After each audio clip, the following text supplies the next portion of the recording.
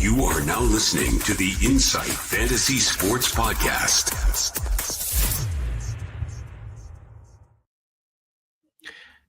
Good evening, ladies and gentlemen, and welcome to your favourite podcaster's favourite podcast. The Inside AFL show is back for your Sunday review show, brought to you by the Insight Fantasy Sports Network. And joining me tonight, another blind bat. We're in the glasses. Flanders, how are you, mate? Good, mate. How are you? I've been better. I'll tell you what. Essendon losing again. My score's still average. I don't own, some of the big boys this week. I still don't own Grundy. Meta trades. Look, yeah, it's a struggle. You doing your best Essendon impression there with the West Coast? West Coast is better, or well, West Coast are better than me. So yeah. Look, you get a 150 as a VC, you take it, and you still have a below average week. That's just how my season goes. But I suppose it's all right because our community is doing better than I am, so it all works out in the end. So for the review show tonight, ladies and gentlemen, the games will be brought to you by the Standard Squeeze, helping you drink responsibly and conveniently. Use the promo code on screen, IFS 2025, 15% off your order for all good products. Mate, let's kick off with the first game and let's get through it quickly, please. Essendon getting manhandled by GWS, kicking 1 goal 8 in the second quarter, kicking 1 goal 18 since quarter 1 last week. We suck. That was an elite stat, by the way, to pull that 1 goal 18. 1 goal 18 since quarter 1 last week. So, yeah, handy, very, very handy. On the Essendon side of things, look, realistically, not many people shine besides Jordan Ridley. He was good. Xavier Dersman was good as well. Zachy Merritt, a couple bounce backs recently, up to an 89. Lockie Blackiston, people who went under him, mate, 84. Be chuffed with that as a bit of a rosé cover this week. Exactly. The more letters they put in his name, apparently, the better he scores. So yeah, the only bloke on Footy Info history that has his full name there, which fair enough.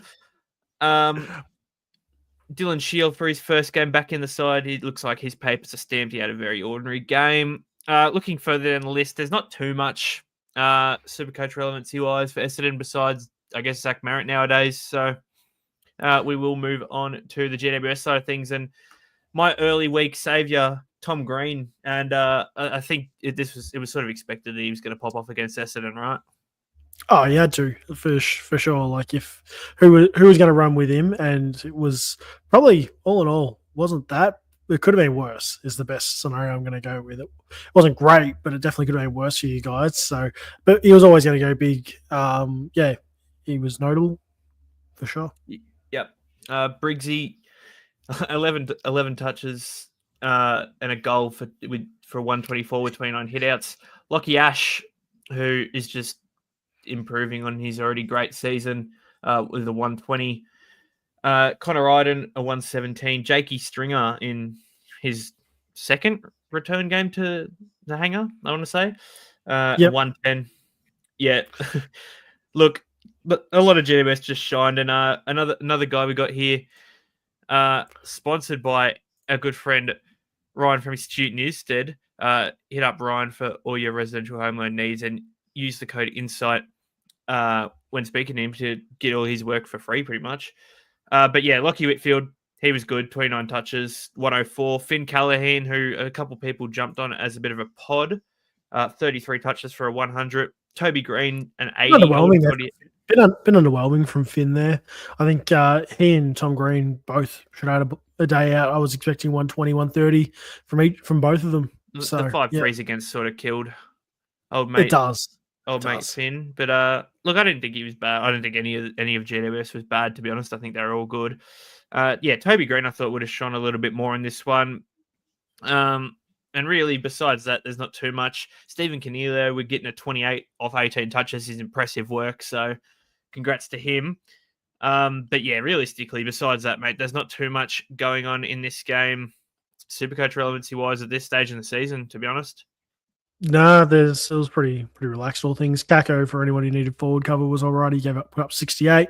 So he did the job. It wasn't great, but he still put up something, so better than the 40s. Like people who had Angus Clark as cover, he had a 61. Archie May, even you probably take a 56 just as cover for the week. He probably dropped out anyway if you've got a full team, but you take those little cheeky ones. Moving on to the next game, which was, I won't say game of the weekend because it sort of got killed by a game that happened today, but Brisbane versus Western Bulldogs was a good game for this week, and it sort of was always shaped up to be. And, you know, with the amount of stars just on show in this game, a few of them definitely shone, I suppose. Josh Dunkley, once again, 28 touches, 15 tackles, 129 SuperCoach points. He had my VC. It was lovely to have him there. 15 tackles. It's the reason you own that man. Yeah, he had, what did he have last week? He would have had 16, 17 last week. So yeah, he was up there too, yeah. Yeah, freak of nature. Yep. Will Ashcroft, 26, real breakout year for him, 26 and 3 goals for 118. Hugh McCluggage, 27 touches and back into the 100 clubs with a 113. Ryan Lester, who was a bit of a surprise to almost crack the 100, 99. Dane Zorko, 98 from him. Looking a little bit further down the list, mate, Lockie Neal, only an 85 in this one. Is that sort of just too many points to give out for some well-improved players, I suppose? Yeah, there was some absolute jets running around in this game, and Lockie Neal, I think, is probably my worst hold of the year by far. Just owned him at the start of the year, held him all year. He's not been bad enough for me to justify getting rid of him, but he's been poor. I won't buy him next year after this year's experience. So yeah, that's fair call. But there was just no push to go around. He needed 30. Yeah, I think I've sort of jumped into the conclusion that if you're a main tag target and your name's not Marcus Bontempelli or Zach Butters, I don't want you at this stage. Yeah. Nick Dacos, probably the other exemption too. Oh, see, he's starting to, besides today, which we'll get to that game, but besides that, he was starting to annoy me a little bit. He was starting to grind my gears a little bit, but yeah, he definitely improved today, but we'll get into that later on. Sure. For the rest of Brisbane, not too much SuperCoach relevancy-wise. A couple of down performances from a few guys, but some good ones. And Eric Hipwood being towards the bottom is fitting, I suppose. Yeah, it sums him up, doesn't it? Yeah, 100%. By the way, I'm quite impressed that Ryan Lester is up there for 11 touches, 5 marks, and 3 tackles. I would be really curious to know how that came to be scored. There was a game. That's impressive. There was a game earlier in the year where Noah Ainsworth got like 115 and he had like 6 touches. So that was one of the more impressive ones. That's a lot. For the Dogs side of things, the Bont, just being the Bont, I suppose, 24 touches, 10 tackles, and a goal. And it could have been bigger if the 4 frees against didn't happen with the 126. And talk about bounce backs, mate. We don't have Hurls with us tonight. He's out sick, but Matty Kennedy, he'd be happy with this little bounce back. 21 touches, 9 tackles, and a goal for 124. Yeah, you'll take that every day of the week from him. And I think that's probably what we've grown to expect out of him. And I think this game, everyone's going to be pretty happy that owns him, that he was probably scored correctly, not underscored like he typically is. Yeah, 100%. Bailey Dale was huge in this one. 33 touches, 8 marks, and for a 109. He sort of was getting moved around the place still, so it's a bit of a worry, but he was mainly off half back again. Libba, I don't mind him rolling up to the wing a bit because he does still get a lot of that primary ball carry. So they do roll him up to that wing, but when they do, they aren't just running him as a winger. They're just moving him around a bit. So it's not the greatest thing. You like to have your players settled into a role, but yeah, you take what you can get. Yep. 100%. Libba, 23 touches, 10 tackles, 93. Timmy English, 10 touches for an 86 off his 34 hitouts. Sam Darcy, who definitely could have had a bigger game, but the 5 frees 4 helped him a lot with an 86. Looking further down the list, Joel Frazier was pretty ordinary, to be honest, in this one. But the guy who just underneath him, who I feel was a bit hard done by, Ed Richards, 27 touches. I feel like he was all right, but a 62.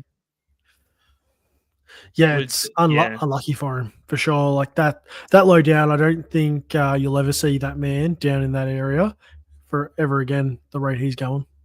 No, you're 100% right. It's very rare territory for Ed nowadays. And looking further down the list, not too much else going on. But yeah, cracking game of footy, all things considered. Brisbane take it out by 10. As we move on to the Jack Ginnivan playing game. I suppose this game... Planes in the chat. But look, we can call it that, or we can look at the guy who lost by 40. But I suppose that doesn't really matter when you have 22 touches, 7 tackles, 42 hitouts, a goal, and put up the very first 200 of AFL SuperCoach 2025. Jordan Sweet.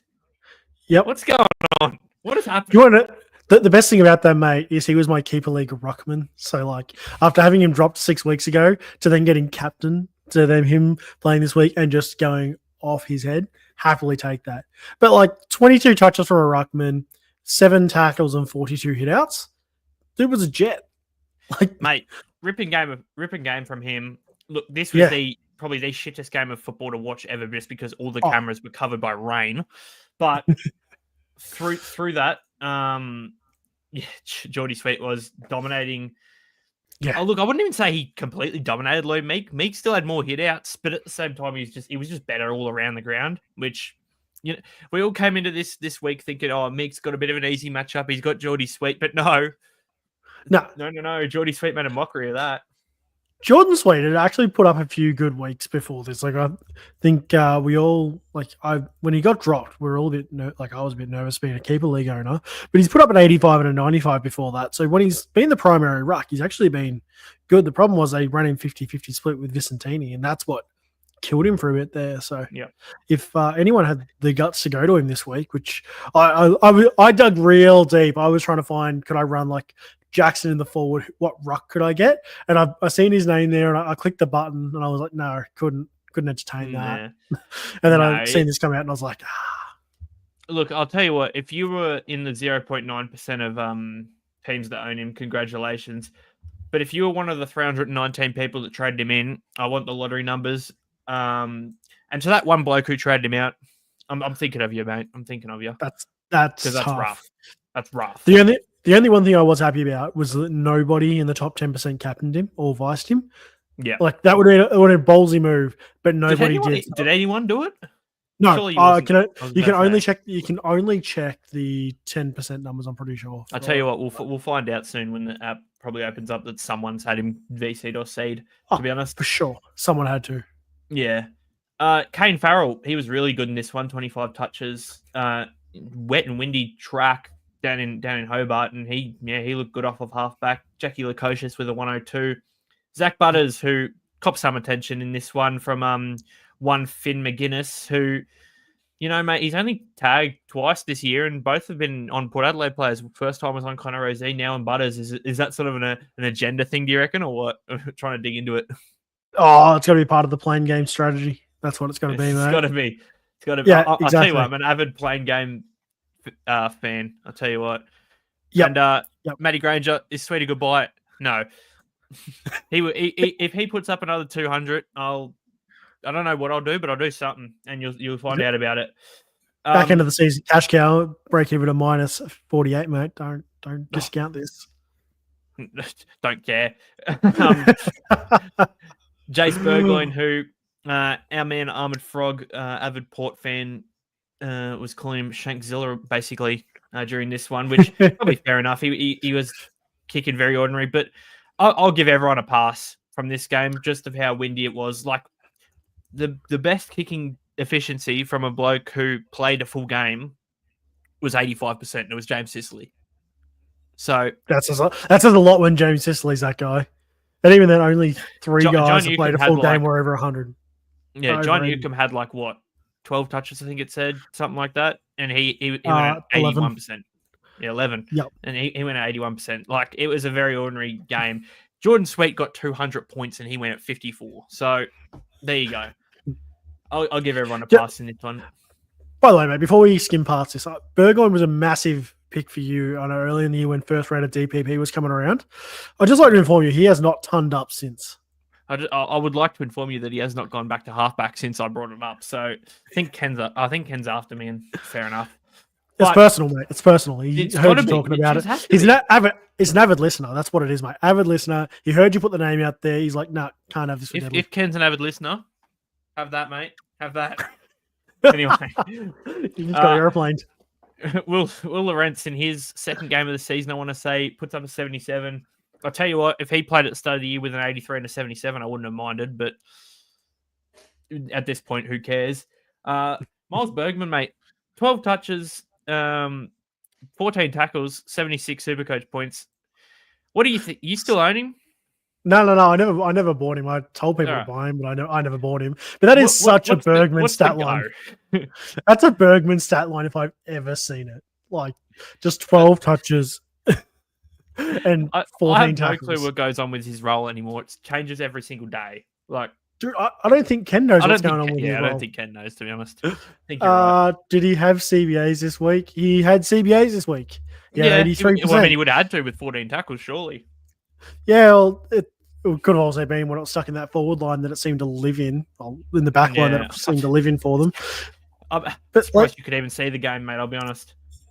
His last 5 weeks CBAs wise were 11, 89, 31, 25, 83%. Like, yeah, what? Okay. Interesting. What?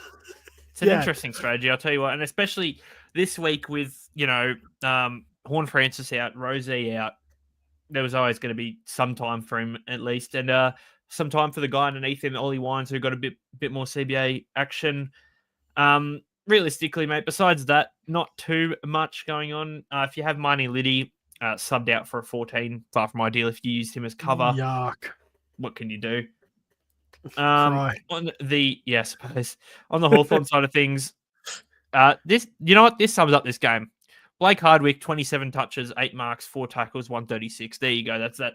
Don't worry about Jordan Sweet getting 200. I can live with that. Blake Hardwick getting 136 off 27 touches. Not Blake Hardwick. No. Anyway. It can't happen. The next guy, breakout star. Yeah, Josh Ward, he's a jet. 26 touches, 9 tackles, 121. Jarman Impey, 26 touches, 5 tackles, 3 goals, 2 for Jarman Impey. What's going on? What are we doing? All I was going to say was the boys and the punters club cashed out on him because I think it was Kizza, my man, got it in there going, Impey's rolled forward, $3.25 anytime goal scorer. And at that point, they didn't even have odds for him for 3. And I think 2 was even a push. It was nuts. What is going on nowadays? What are we doing? I don't get it. Playing soccer. That's what they were doing down there, mate. Because Tassie needs a roof. I'm not gonna lie, mate. If there's another game that gets played at Lonnie, never again. Actually, never again. I don't want to see another game played down there. Let me fix your check for you. Give them a roof. Give them a roof. Heck, let Broads go build it. He'll do it. Send me down there. I'll build a roof, mate. Yeah. Josh Battles, 17 touches, was the pinch ruck for Lloyd Meek in this one. 8 hitouts for a 105.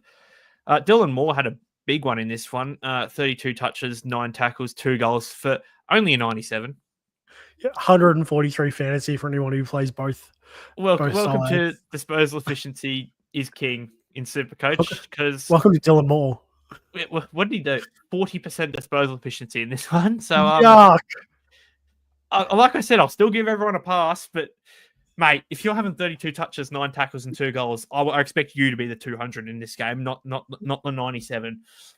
Hey, Deadly, round 23, Sunday, 110, North Richmond in Tassie, in Hobart.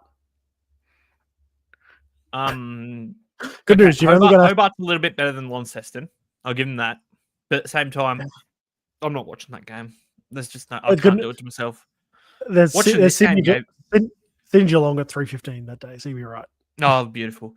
I'll take that. Yeah, watching this game, literally, I feel like I lost brain cells very quickly. Lloyd Meek, who was, I wouldn't say most people's, but he was a couple of people's replacement for Tristan Sherry this week. 12 touches, 45 hitouts for an 87.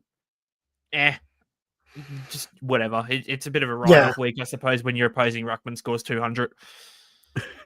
He signed more hitouts than him, though. Yeah. Look, it's an interesting game, Supercoach, I'll tell you what. looking further down the Hawthorn list, as we said, Joe Newcombe only 11 touches, and this one was very poor. 68 Supercoach points. I'd say scraped to that. He was, the 80% disposal efficiency probably helped him actually. But yeah, besides that, in this one, Finn McGuinness, we'll send our thoughts and prayers to you, my man. We hope that everything's okay. He's still in Hobart, which poor bloke as it is, but with a lacerated kidney, he's probably not ideal. No. By the way, did you see the goal celebration for Bailey McDonald and him getting coat hanged like twice by his teammates? Yeah. He gets coat hanged twice, and he in his post-match interview, he goes, "I didn't know how to celebrate, so I just ran." Like, good on you. Nice work, Forrest Gump. Like, pull the Paddy Boss. Pull the Forrest Gump.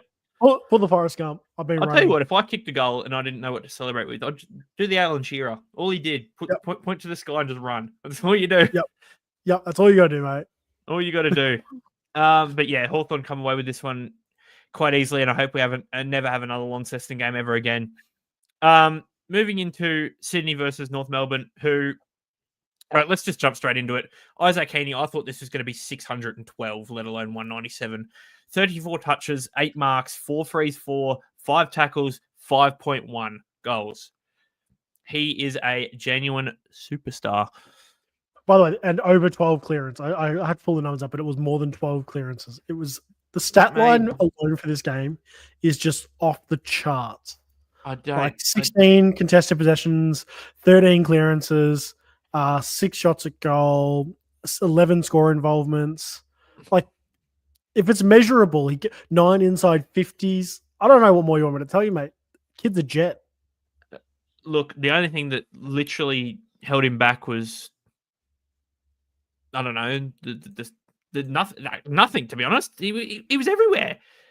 Every time I looked in this game, I saw Isaac Heaney, or I saw Brodie Grundy, or I saw, Nick Blakey was all right. But besides that, all I saw was Isaac Heaney. He was fucking everywhere, mate. And a 197 everywhere. Probably shows that, I suppose. But I never thought I'd say this, but that 197 feels underscored too. That's what I was going to say. What was better, the 200 game or this 197? I'm saying this felt about 200 points better. Yeah, 100%. Yep. Yeah. Look, it's elite.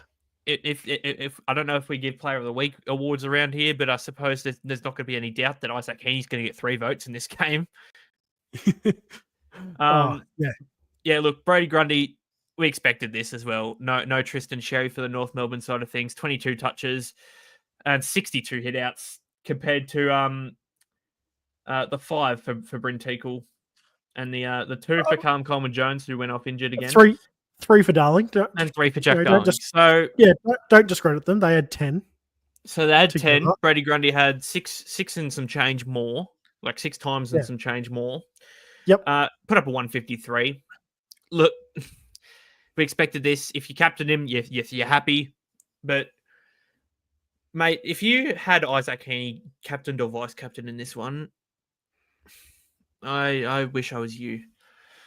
Patch Max did, so credit to the man. So yeah, credit to the man. He knows his stuff, so it's fair enough.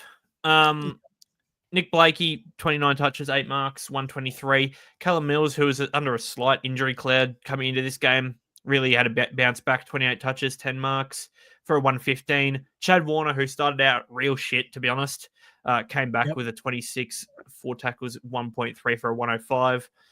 Errol Goulden, bit of a semi-down week, I suppose, if you want to call it that. 20 touches. Only had 20. Yeah, only had 20. Only had 20. Not good enough when your teammate has 34 and 5 goals, I suppose. Yeah.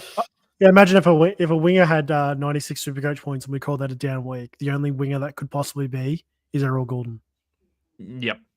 Tell you what, Justin McInerney, he might be a bit of an unsung hero for Sydney because he's okay at everything that he does, and he will never get the light. Like, okay, he's probably underestimating him, to be honest, because he is pretty good. 22 touches, 1.1 for a 92. Hayden McLean, 12 touches, 1 goal for an 84, which is pretty uppers for him, to be fair. Looking further down the Sydney list, if you still have Matt Roberts, I don't know why, but 17 touches for a 69. Gross. Yuck. Yeah, besides that, not too much going on for Sydney. I say Yeah. that there was a lot going on at the top, so it's fair enough. Yeah. On the North Melbourne side of things, LDU in his return game, 26 touches for a Played 117. well. Played well. He Give him did play that. well. And the guy underneath him, Jai Simpkin, I thought played incredibly well as well. 28 touches, 9 marks, and a goal for 115. Griffin Loga, 107. Harry Sheasel, who I think was he in that midfield role this week? He was Yeah. from memory, He I can't remember. played a fair bit. I got CBAs here. What did he do? He got only 13%, but he was running a lot through the midfield anyway. Yeah. Okay. So I don't think he was starting CBA mid a bit, but he ran through ran with the midfield group a lot. Yeah. Okay. Yep. That's fair enough. Tom Powell, 24 touches for a 97. Caleb Daniel, 27 for a 95. Is that sort of just what we come to expect from Daniel? It's going to be mid 90s to close to 100. Yeah, exactly. Yeah. In the ideal world, you'd have him as F6, but reality is you're not going to get that out of him. But you take 90s out of him and move on with your life. Fair enough. Tez Teakle in his return to the AFL. Good old Tez. Stuff on the stat sheet, as we like to say in the NBA world. 17 disposals, 5 marks, a couple frees for and against, 6 tackles, 5 hitouts, and a goal. That's a bingo. That's what we like to call it. He's got bingo for a 94. Yeah, looking further down the North Melbourne list, Colby McKercher, 22 touches for a 58 with a goal. Look, I don't want to say the word in case someone comes after me on Twitter, but is it just a case of him being a bit of a butcher in this game? We're not going to bring up the butcher comment. We've already seen that one go around. But yes, he was just crap. He just didn't seem to be doing the right things. It felt poor. What did the numbers say it was? His DE was 77%. So it wasn't actually that. It definitely didn't feel like that, I'll tell you that much. Yeah, but he just, I don't know, he just wasn't in the right spots when he needed to be. So. That just comes with experience, I suppose. We'll give him the week off. If he doesn't come back next week, he can cop a bit more slander. But for now, you're fine in my eyes, Colby. Moving on to if you own him in 3 years' time, you'll have in 3 years' time, most of us will have him playing in our defensive half line. Forward. Playing when he's moved to half forward eventually. You wait. Then we move on to what's a good way of saying not game of the round? Well, this is like ill. This game is what I imagine in my nightmares. Carlton versus Melbourne. Yeah, look. Paddy Cripps, 3 votes probably. 29 touches. This was yucky by the AFL scheduling team to have Carlton, Melbourne, and was this the same time? It was the same time as yes, Richmond West Coast. They've done it on purpose. Yeah. I can't avoid it. The problem is they go at the start of the season. They go, oh, Carlton's a potential, top 4 team. Melbourne's a potential top 8 team. Let's put one good game and hide the shit game behind it. But no, these 2 teams suck anyway because we don't know what we're talking about. Anyway, it's just like you guys having 4 primetime games. Yeah, we've got some Thursday night games and whatnot. When just elite. I'm happy my pain and suffering is just over with before the weekend even starts, mate. So I'll take it. Oh, yeah. Sam Doherty, who a bit of a bounce back, 18 disposals, 3 frees, 4, couple tackles and a goal for a 108. Cooper Lord, who starting to really shine in the Carlton team, 16 touches for him, couple tackles for a 106. A lot of scaling to be done in this one by the seams of it, to be honest. I tried to avoid this game as best I could, I'll be honest. But Matty Carroll, mate, 15 kicks, 15 touches, and a goal for a 105. If you held on to him, congratulations, because that's your Connor Rose cover is you've been kissed on the ass. I'll be honest, that's awesome. Yeah, the ass, sure. Yeah. Adam Chera, mate, 91 touches. That'd be impressive. 20 touches, 91 SuperCoach points, and a goal. Looking further down the list, Georgie Hewitt was to be honest, in this one. 19 touches for only a 73. Ashton Moyer, who could have had 5 goals in this one, finished with the 4 for a 69.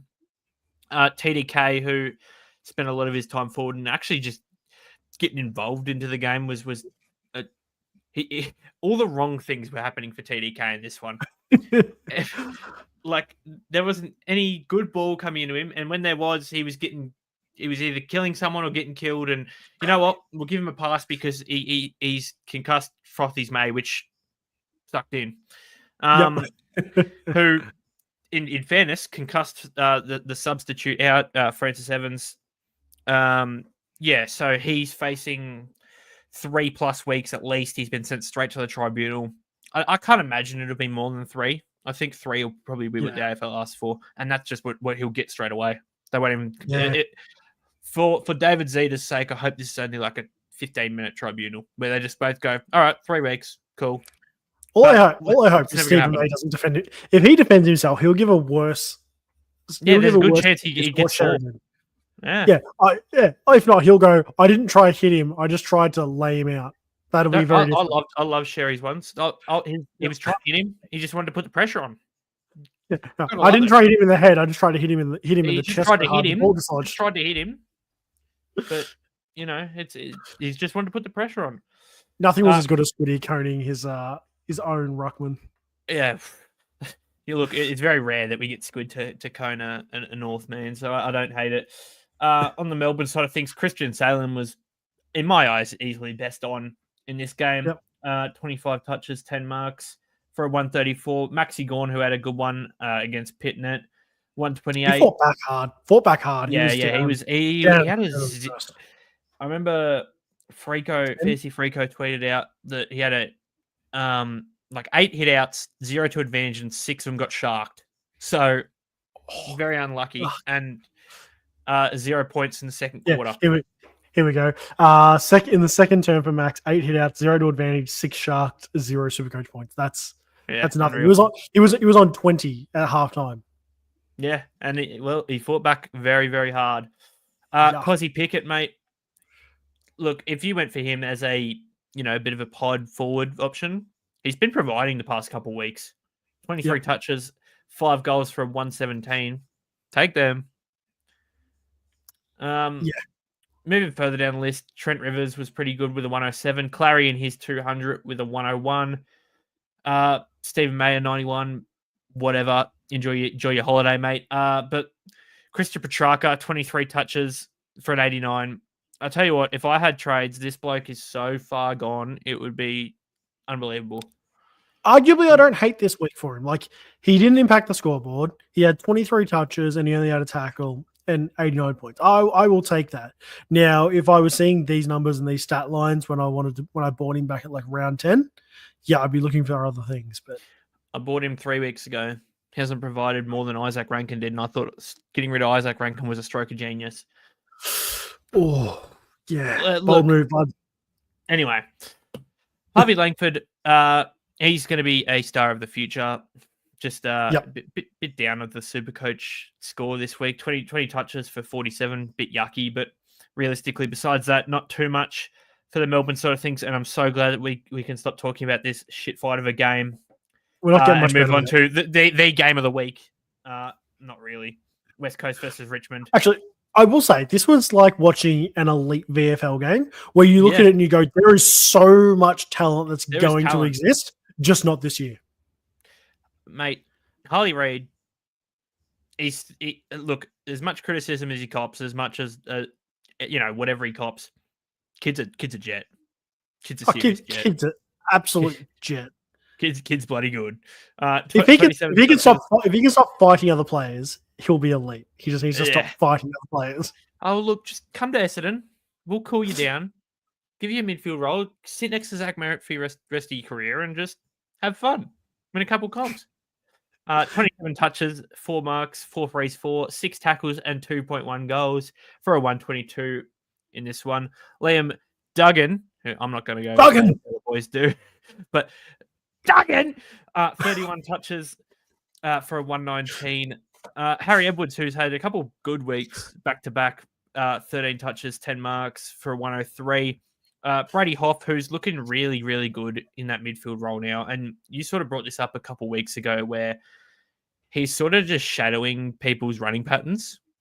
And it's starting to really pay off for him, and a few other guys do it as well. A few of these younger guys, they're just following, the elite of the elites running patterns, and they're starting to. You can see it a little bit starting to increment into Brady Hoff's game, because I remember his very first game in the midfield. He didn't know what to do. He was sitting there shitting himself, just handballing wherever he could, because he didn't know what to do, where to run. But there is definite improvement there, and it's good. They are training him really, really well at West Coast, and they're getting shit on every week, but they're training them well. There's going to be names here that we will be running in our teams and starting sides in 3 years' time. Yeah, bet you bottom dollar on it. 100%. Clay Hall was pretty decent in this one, I thought. 19 touches, 5 tackles for an 84 with a goal.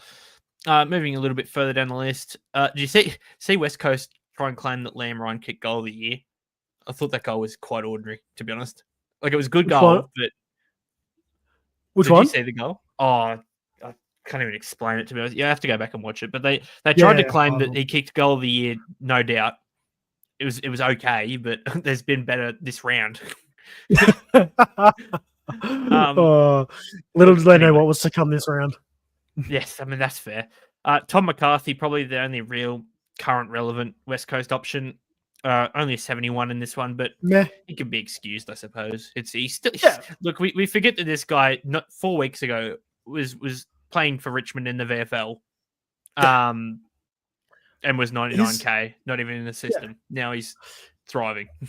That's the thing. In the end, we all paid 99k for him, and he was the savior that we all wanted. And he gives you a floor score. If his score didn't drop out this week, you probably had somebody else that was an underperforming guy. This was a down game for him, and it was a 71. Yeah. Sounds good to me at 99k. Yeah, 100%. We only paid 99k. You can't forget that part. Now, I did see some people throughout the week, mate, who, if they planned on trading Grundy out, they planned on getting Cherry out, getting Grundy. They did some ordinary things, such as getting some pod forwards, such as Tyrell Dewar. That didn't really pay off for them people. Are you airing out my personal messages I sent you guys in the chat? Because I was one of those. I was going to say, I was one of those guys. I mean, hell's room. I just wanted to bring up the fact that Tyrell Dewar got 57, and anyone who was thinking to do that's a bit silly. Hey, I brought in Bailey Humphrey, who gave me 38 instead. I was well, look, we'll get to that. No, we've got some words for him. Supercoach is just open for everybody playing at home. So, oh yeah, well, you know what? Before we jump into Richmond, let's see how badly I'm doing this. Okay, yep. Hold on, I'll bring it up. I'm 13k, 2350. Come on for you, mate. I lost my keeper league matchup by over almost 1,000. Really, that's it? That'll come out in the write up. Yep. Anyway, look. Moving on to Richmond, please. Jacob Hopper, 33 touches, 4 tackles, 2 goals for a 139. Timmy Taranto, 30 touches, 4 tackles, 3 goals for a 136. Suppose these boys just go hand in hand nowadays, and when they're healthy, they're actually good. Mate, I never realised this until Richmond fans actually brought it up at the end of this week. Richmond are tied with St Kilda on wins, and they're one game back from Melbourne and Essendon. No. That's a joke. I remember the over under for wins for them. They're not even. They're in 16th. They're not even in 7th. Squiddy's going to hate that. They're beating North. Richmond are flying. Okay. Hang on. If they were up, it'd be percentage. But if they had 2 more wins to their name, they'd be in 12th. So that's a joke. Just a quick one. What are your thoughts on if we're taking off the last 2 weeks, coming into this week, Richmond versus Collingwood, right? Collingwood are 0-2 the past 2 weeks. Richmond are 2-0. Are we back at Richmond this week, or what are we doing here? Are we back to form?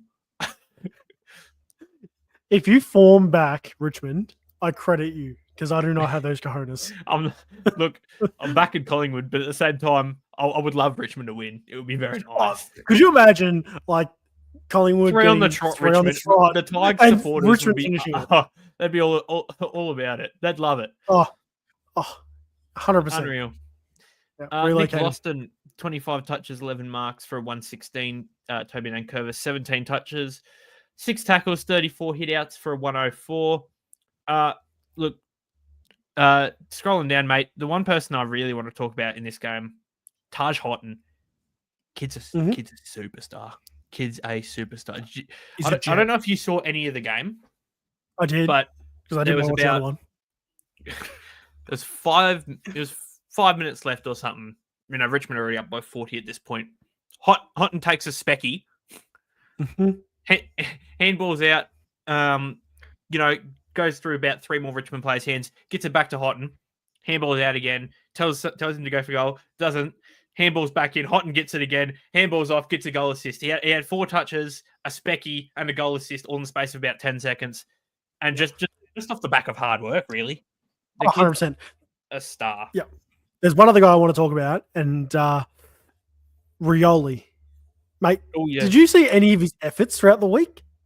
They made him sub, and he's just been a jet ever since. He put up that ton the other week, which is like 1 of 5 tons that a sub has had. Yeah. And he had that massive chase down tackle on Brady Hoff through the middle of the ground. Yeah. He was absolutely elite. Now, I'm not going to buy him. It's not Supercoach relevant. It's just, if I was Richmond and I started seeing guys like the Riolis, the Tyler Young played really well, Taj Houghton, I'd be getting excited. There is a bit to like over at Richmond, and I'm quite worried. Yeah. But yeah. Another person another couple of people I want to talk about and sort of ask you this question. Jaden Short, Sam Banks. Can they really coexist next year? If we look at Sam Banks, can we really go there? At this stage of the year, I don't love it. Right now, I don't know if I'm going to take the risk. Obviously, that doesn't open up again for another 7 months. But yeah. Right now, I'd rather be late to the party like Lockie Ash. I put him on the watch list, and I'd be willing to use the trade to get him in. But I wouldn't want to start him and have to use a trade to get him out. Yep. I'd much rather use him as a quick upgrade target. I think we're seeing the same with Lockie Ash this year. We don't think they can coexist. But the reality is you can have 2 elite halfbacks that score points with Ash and Whitfield. You've got Nass and Sinclair. You've got Holmes and Stewart did it for a while there. There's guys like that where it can happen. Noble, Rioli, Gold Coast. It can exist. It just has to be done the right way. And I just don't think they will, but keep an eye on it. Yeah, 100%. I think you're right. That'll probably do us for this bit of a shit fight of a game. Get into today's games, which were some crackers in there. And this one especially, Geelong versus St Kilda. First person I want to talk about, and I think you'll be happy that we're speaking about this boy, our boy, the Wang. Yep. Wangamani Manera. Mangamani Manera, 36 touches, 8 marks, 4 tackles, 2.2 goals, 149 Supercoach points with 26 CBAs today.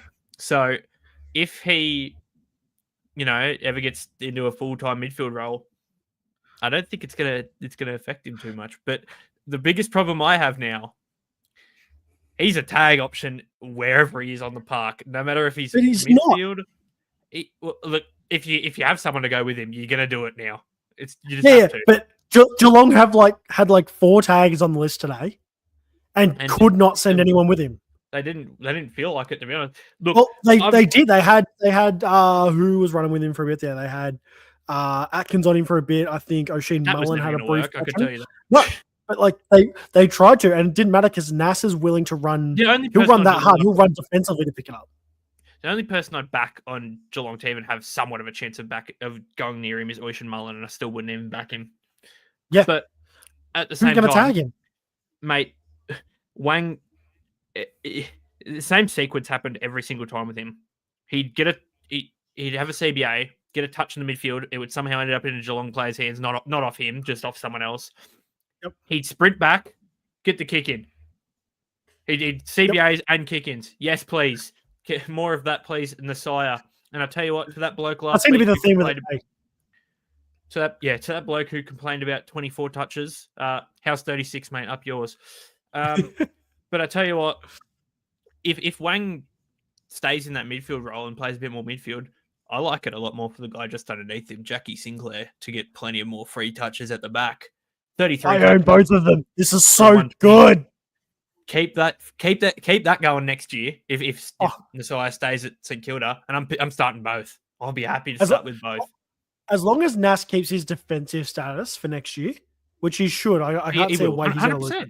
100%. He's played a bit of mid. So I just hope He's played too much defense to lose it. Like he could play full time Yeah. forward and Yeah. and probably still be defense only. Yeah. I'm just in there making sure. But if as long as keeps that defense, that's what matters because we can still pick him in defensive line next year, which is just so much better.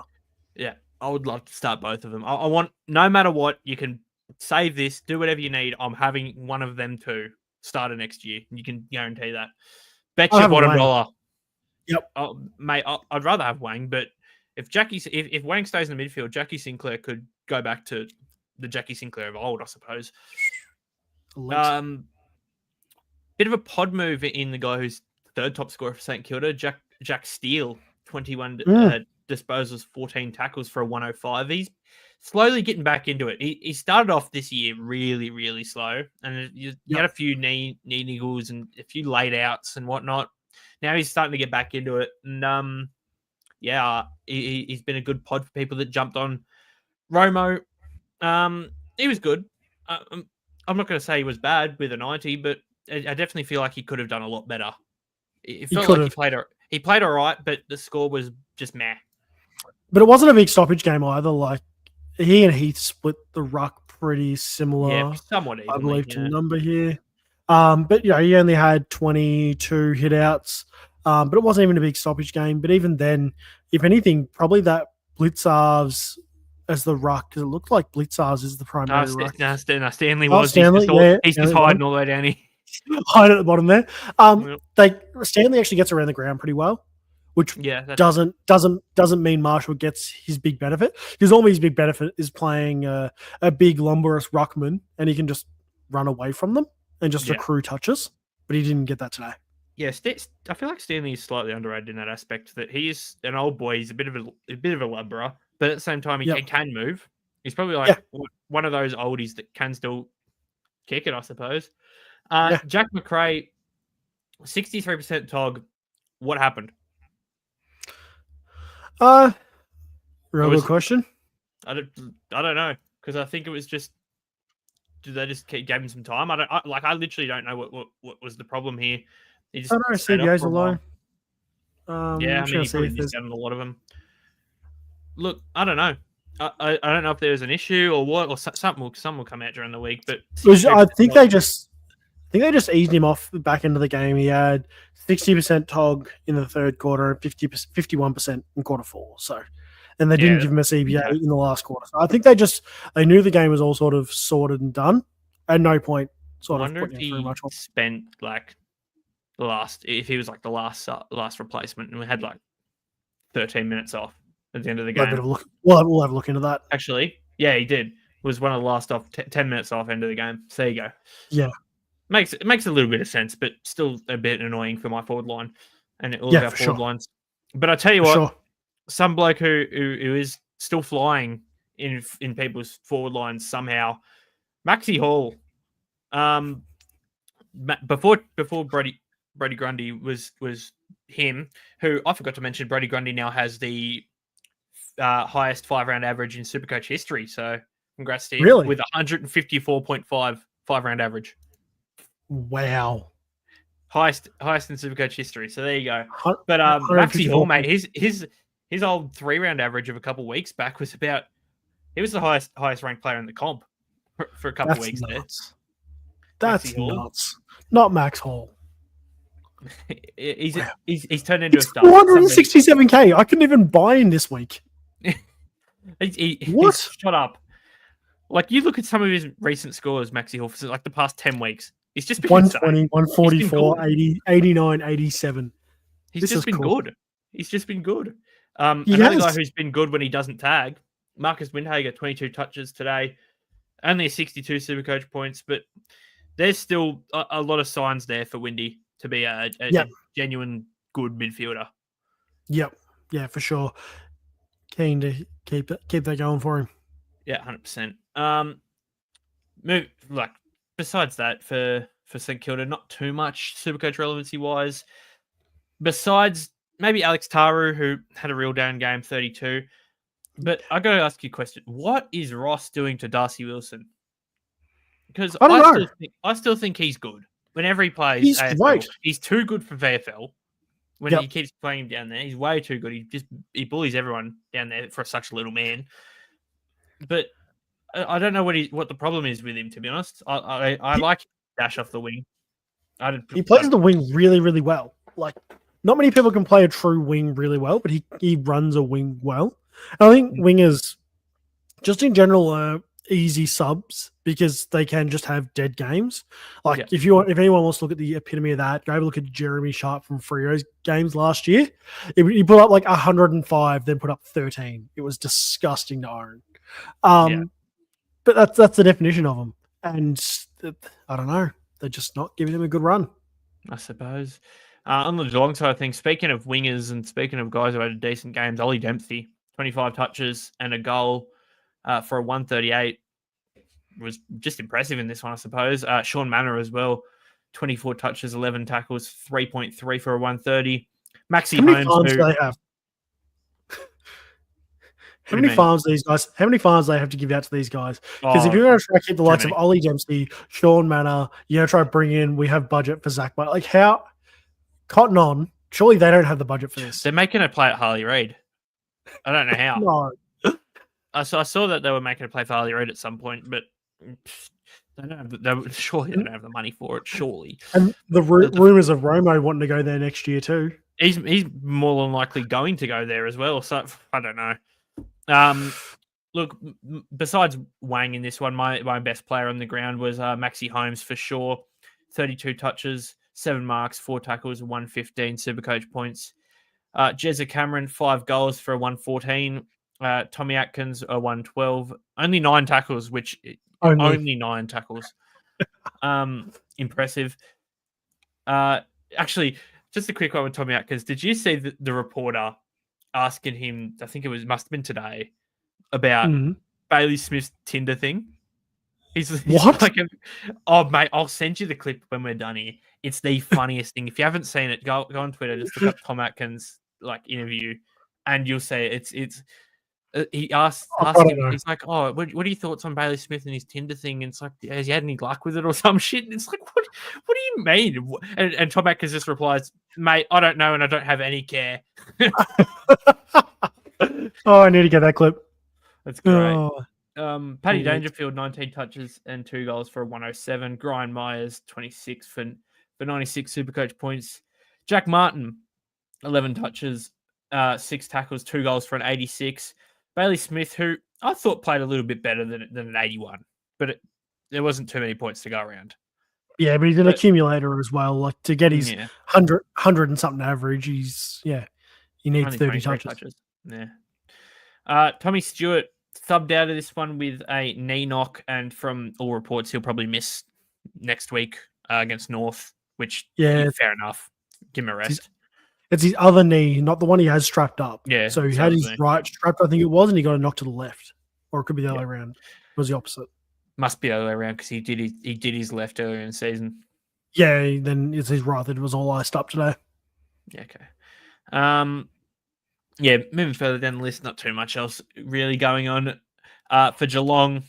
Remember when we all thought Sam de Koning was going to be the next big thing for us? Yeah. Remember when he wasn't? Yeah. Oh, yeah. Yep. I know a few people who were still rocking around with him a couple of weeks ago, to be honest, just as yuck. Cover, which I thought was pretty interesting. It's expensive defense cover, but sure, it works. Look, anyway, moving on to the game of the round, officially stamped and sealed. Game of the round. Collingwood versus Fremantle. Halfback Dacos. How gorgeous is it? No. Let's clarify this. Halfback Nick Dacos. Oh yeah. Halfback Nick Dacos. Yeah. How good was it to see again? I've missed seeing Nick in fresh air. I've missed it. Yep. It was so good to see because they just went, where are we going to play him? Everywhere. Because they didn't really change that much. He still had nearly 50% CBAs, but he also had kick-ins. but he also did Mm. everything else on the freaking ground. They're just like, go wherever you feel like, mate. Just don't have anybody on you. Yeah. It was fairly interesting that Corey Wagner didn't just, like last time these teams played, Wagner went to him even when Nick copped a knock and he was forward and kicked 3 goals on him. Yeah. So it was interesting that they just didn't bother this time and just let him run free, which I suppose it worked. They won the game, but Wagner did go to him a bit in that midfield when he went midfield. Yeah, it was only for a little bit. That's it. That's it. They just roll him back and doesn't exist. But anyway, 43 touches, 4 marks, 7 tackles, 2 frees, 4, and a goal for a 169. Just another big score to add onto the other ones for this week. And we'll get into this another one after this game. So plenty going on this week for the top guys. There's like, what was the top score this week? Now that the app's open, it was probably huge. Let me check. It was 28-15. 15. Holy. Yeah, 28-15. I expect that. What? Yeah, Heaney VCers. Yeah, like these guys these guys wouldn't even have Jordan Sweet. They're just everyone else went good. Most of these guys. Gordon Briggs. That's nuts. Speaking of good ruckman, Darcy Cameron was really good in this one with a 130. Really took it to Darcy and Jackson, I think. But they got the chockies in the end. Bo McCreary in his return game, 15 tackles for a 101. Still side bottom, 2 goals and a 99. Looking further down the list, Josh Dacos, bit of a back to earth week this week.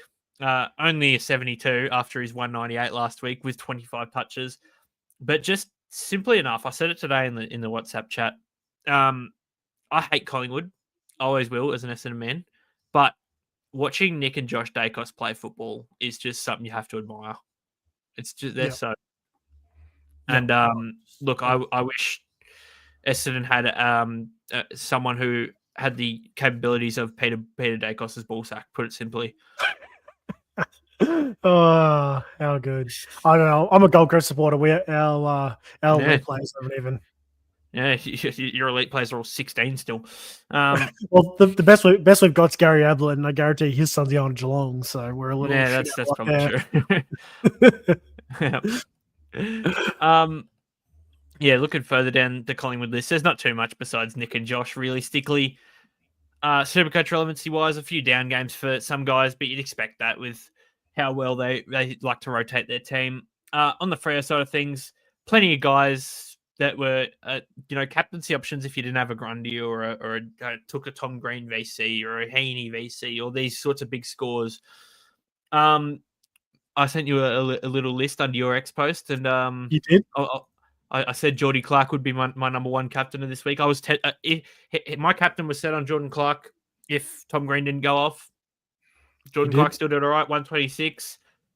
Caleb Sarong, 37 touches and a goal for a 122. That could have been a lot bigger too. Luke Jackson kicking that late clutch goal. It's starting to become a habit for him. I'll tell you what, and I don't like it. He's got a thing for it. Him and Josh Tracy might be the 2 most clutch players in the AFL this season, and I'll hear me out on Josh Tracy. When Freo get up by about, within a kick or a couple, Josh Tracy, his ability to drop back and be the spare man in defense, best in the league by far. I've never seen anyone he gets more involved back there than up forward in the last 2 minutes of the game. It was Charlie Curnow 24.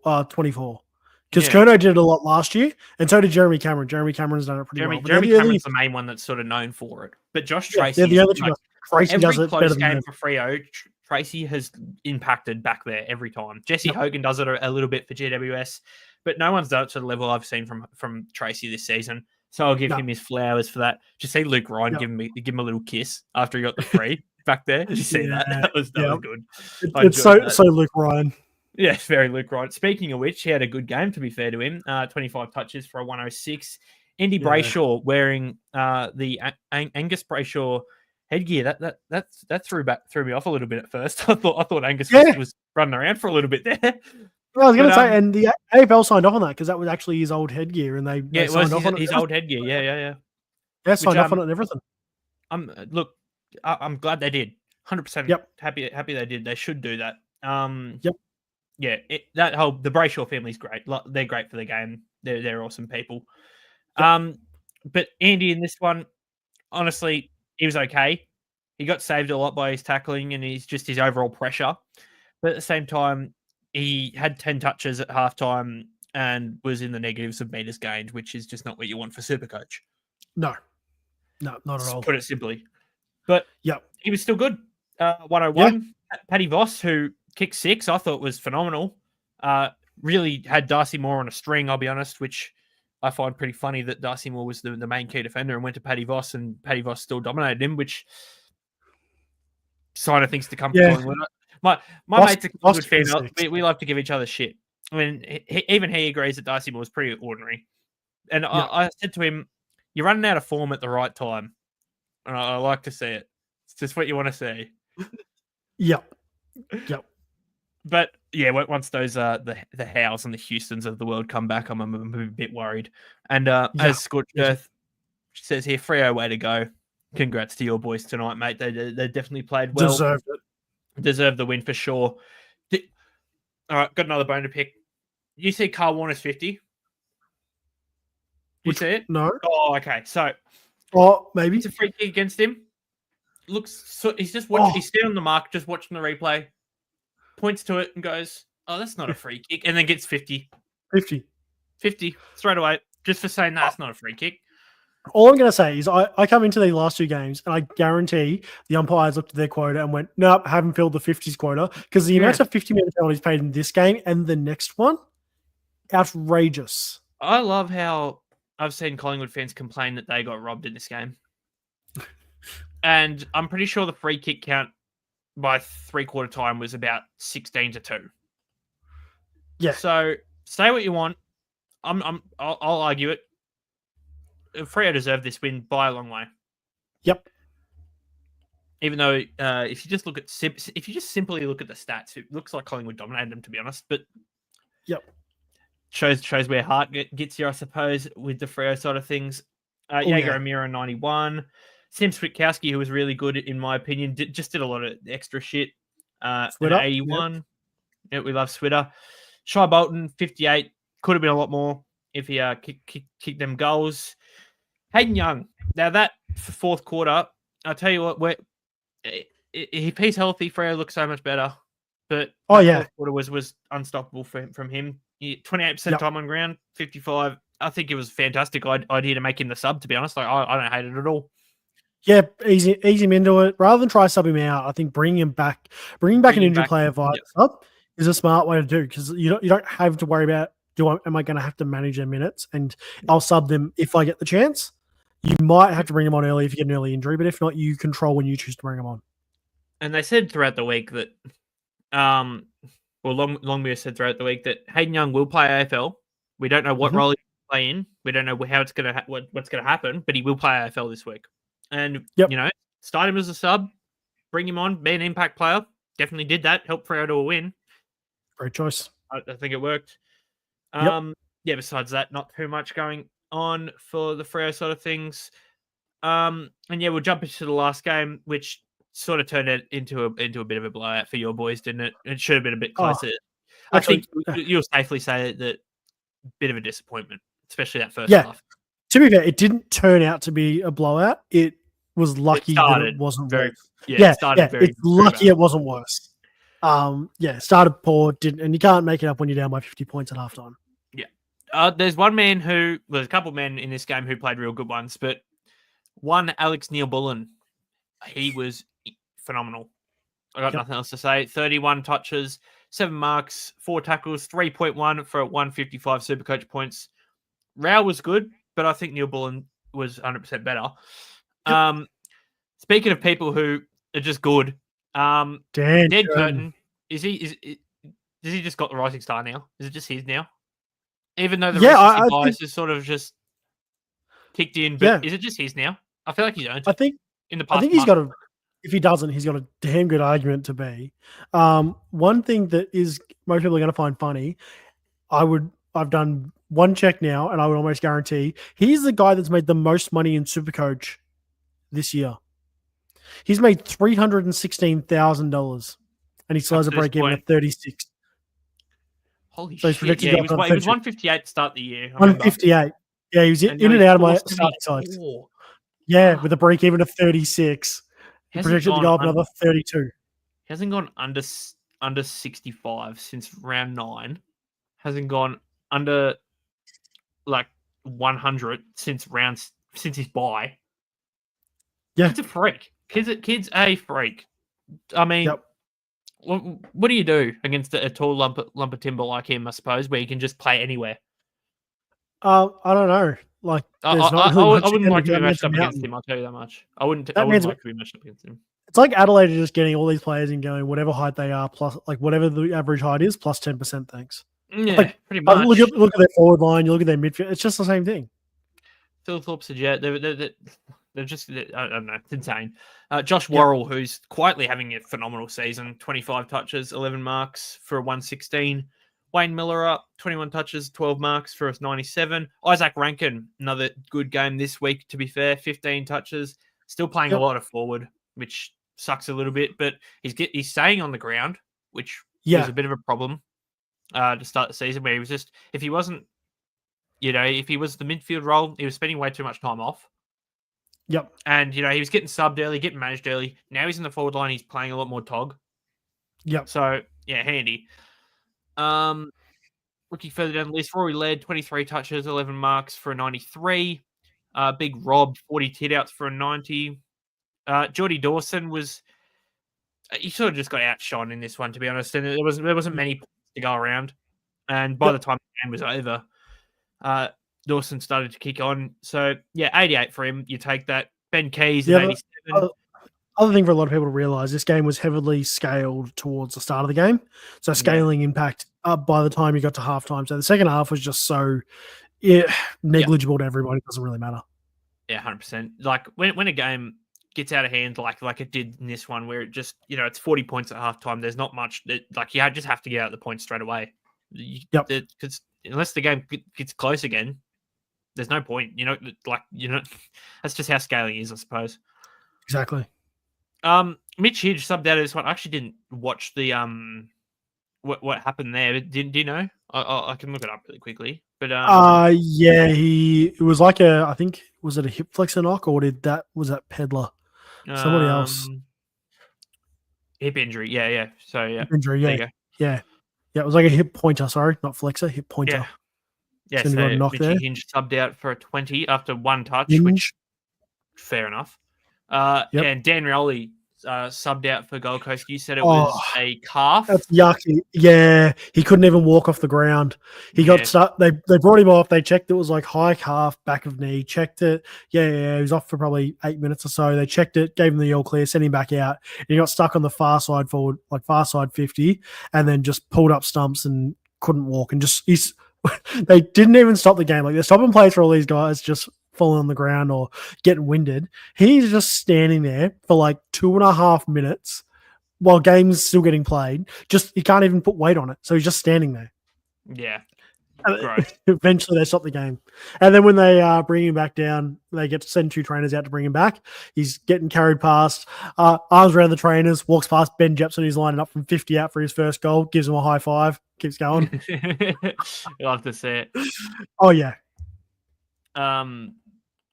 Yeah, so on the Gold Coast side of things, Matty Rowell, phenomenal. And look, I would be in a lot better spot if I didn't trade him out when he was 530k going on to 460. At that 3-week period where he just scored shit and dropped about 100k, I thought I was on. I thought I'd made the move of the century. Now I look like a complete spider because Matt Rowell is like, I'm pretty sure he's 5th in average in midfields now. I'm right in saying, or at least very close to it. All I know is he's $623,000 with a break even of 57, and he's mid-rank number 11. Yeah, he's 5. Sweet. Yep. Above Nick Dacos, above Tom Green. Yep, sweet. Wonderful. What a trade out from me. Look, you talked about bringing Bailey Humphrey in for only a 38 or whatever, which we see down there. He did only score 38. Still 76% CBAs, so works. But Sam Flanders, fuck all CBAs again, and he still performed. So I can explain this for anyone who wants logic, not just bullshit that I can give you. Do you want the logic? Yeah, go on. The logic is Gold Coast run a high half forward, and we call it a high half forward. The high half forward is just somebody that basically lives. It's a fourth midfielder. That's all it is. That we roll somebody up to the stoppage so that it don't get counted as CBAs, because CBAs are actually centre-bounce attendances, not around the ground. If there was a ground, I would love to see around the ground stoppage attendances, because there would be heaps for guys like Flanders, or even further in the year, further back in the year, Humphrey would have had heaps. Like just these guys that get rolled up. Exactly. Well, Geelong do the same thing with Brian Myers and Sean Manor. They do the same thing. Sean Manor's a big one. Yeah.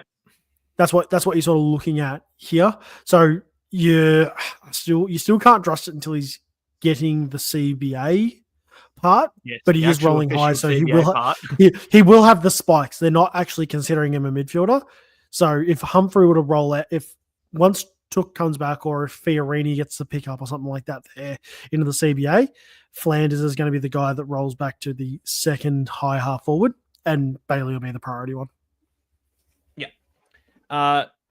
Will Powell, keeping on the tradition of one random Gold Coast halfback, i.e. him, Yule and Butterick, Joel Jeffrey, them sorts of fellas have to have a good week. Someone has to. Will Powell's the one to do it this week. John Noble, 20 touches, your man.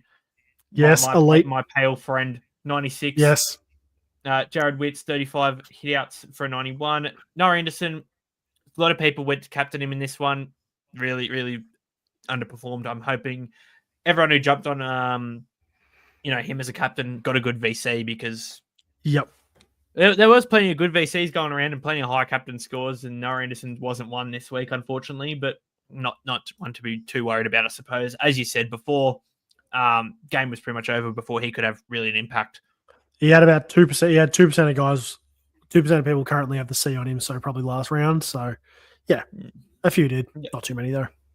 Yeah. Braden Fiorini, 28 touches for a 68. Just unlucky, I suppose. Benny Jepson in his first game, only the 36. Oh, well, whatever. But, really, besides that, we touched on Humphrey, only a 38, but I think there is definitely still potential for him to up that score quite easily. Yeah, you're buying the role. Same as what we said with Kirk probably 4 or 5 weeks ago. You buy the role. Buy the role. Don't worry about the price. The price was good, still good. Yep. And you're just buying into the role. There will be a big spike score to come. And the best small forward in the comp, only 2 SuperCoach points in this one. So but there was 3 free. For a long period of time there, he was in the negatives too. So I'm pretty happy to see him in the positives, because he was like minus 9, 1 handball, 3 free kicks against.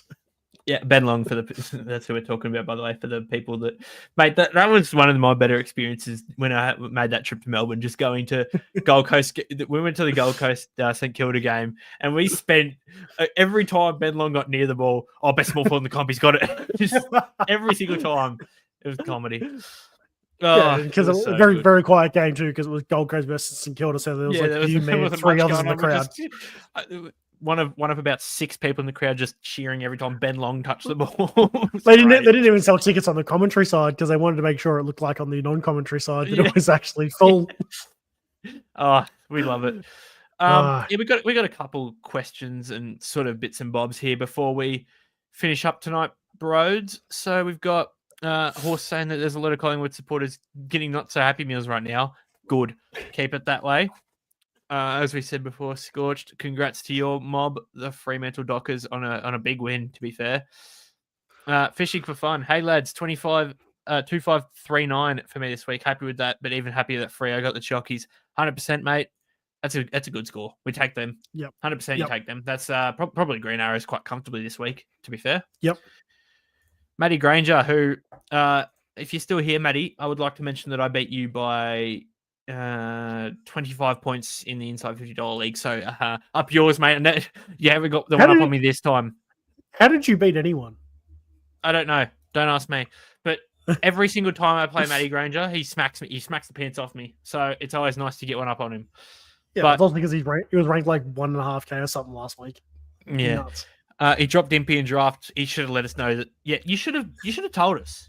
Next time you He's drop very- someone, and this goes for everyone, I'm going to mention who I'm trading out because they just go off the next week. Yep. It has to be mentioned. By the way, credit to Matty Granger. So his round rank this week was 53,000 with a 23.27. Holy crap! I did not realize that's how high par was. He is still ranked 663. So big credit, Matty Granger, because you were higher than that. I have no doubt. You would have been top 500, and you're still killing him. I finished 46,000 for the round with 2,351. I'm like that's par this week probably was 24.50, close to. Like had to be. Well, I'm 13. I'm 13k. 13k for the round on a 20. Yeah, 24.84. Yeah, actually one of the guys in the $50 leagues in top 200. Oh, also, I would like to hold on. I'm just going to quickly bring this back up. I beat Horse in an Insight Draft League by 10 points, so I sucked into you too, mate. Congratulations, mate. Do you want to have a look at that draft league one? I'm like keeper. Yeah, you know, let's do a keeper update. Hold on, once this loads. But I think I'm about 16th in that league out of 20 people. So it's whatever. No, you're 20th of 20. Oh no, I'm talking about the just redraft league. This keeper league. How do I even find it? It's in here. My league view ladder. View ladder. Where is that? Round 19 results. Second of the results. Oh yeah. I see ya. Oh, we're in the finals now. Are you in there? Oh wait, no. No. I'm like 14th something. You're 11th. I'm 11th. Yeah, just missed. Yeah, you see, I don't know if you can see all the way down there. Chestnut Checkers, 0 points, 0 for 19. Scored 11,000 points this season, and 24 against. How's the points against? First in points against. Oh, second. Okay, second. I was about to say. Speaking of which, what did he finish?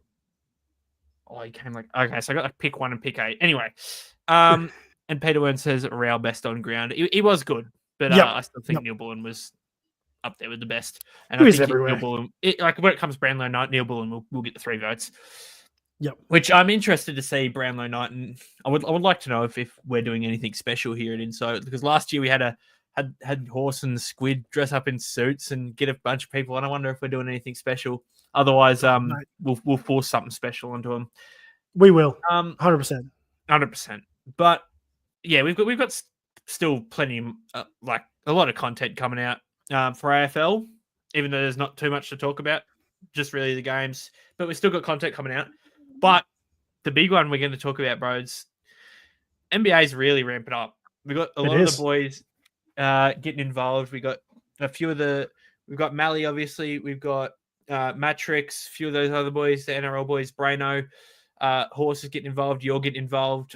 Squiddy. Don't forget Squid. To the Squid, of course. Yep. Yeah, there's plenty of guys that are going to be on the NBA side of things this season, which I'd assume is going to be a bit of a cracker, to be honest. When it really comes around. I've seen the schedule. We will be podcasting very, very regularly, so you'll see plenty of our faces around for daily matchup reviews. We've already got content coming out for pre-draft stuff, so I've got a bunch of team reviews written up that'll be coming out as well to all the Patreons. So jump into the Patreon. I must say that first team review you did of Atlanta, very good work. I'm proud of you. That's good news. I've done a few more, mate. They're ready to come out for you. That's good. Yes. If you care about your NBA, that's just one of them. Get in the Patreon. Just read Broads' reviews. Realistically, I feel like that's all you need until the boys start talking, because that's good enough work already. The new Ball Logic podcast is going to thrive very soon. We've got the NFL kicking off real soon. Mullo, DFAB, and Mav have started kicking off their mock drafts, and all the likes doing their rankings. They're starting to ramp up soon with the NFL sparking up soon. We've got BBL content coming out pretty soon with me, Horse, and Braino. There's a lot going on in Insight. Let's just be honest. There's a lot going on. And if you want to join us and get involved, subscribe, like. NBL. There's NBL as well. I don't know how these boys have enough. Is everything. Off-season, AFL off-season's busier than on-season. Mate, NRL and AFL are our 2 biggest shows, but there's just plenty more that goes on when they're off-season. Without a doubt. Yes, if you like even just any of them 4, You got NBA, BBL, NFL, and NBL. Any of them 4, jump onto the Patreon. There's plenty of content coming out. Jump in the WhatsApp. Plenty of people to talk to. Jump in the lives. It's all fun stuff. Exactly. Yeah. Besides that, that'll probably do us tonight, bros. So pleasure. Thanks for jumping on with me tonight, mate. Good to be here, mate. Always a pleasure to hang out with you. Couldn't leave you lonely this week. Oh yes. Well, the Hells did bail on us quite late, but we'll forgive him. We'll forgive him for just this once. And I feel like Hells is a bit fed up with AFL because he keeps going very ordinary.